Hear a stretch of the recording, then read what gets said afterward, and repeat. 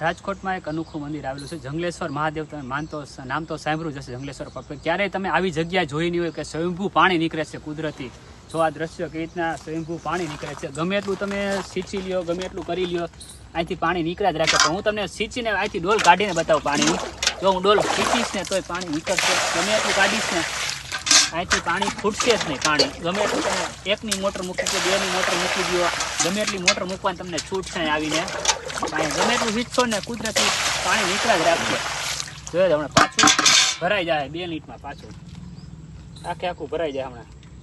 ગમે એટલી તમે ડોલું હારી હીચશો ને પણ તમે આ પાણી ખૂટશે નહીં.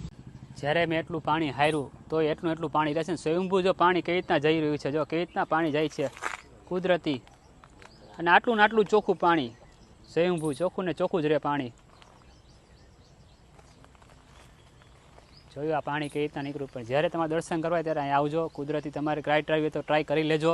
અહીંથી તમારે કિત્યા ખૂટશે જ નહીં પાણીને. જેટલું ભરી જાવ એટલું અહીંથી ભરી જાજો પાણી. પણ આ કોઈ દી ખાલી થશે જ નહીં. પણ એનું કોઈનો ઇતિહાસ કોઈ જાણતું નથી કે આ કેવી રીતના ક્યાંથી પાણી આવે ને કુદરતી ક્યાંથી આવે. આ મહાદેવની કૃપા છે અહીંયા.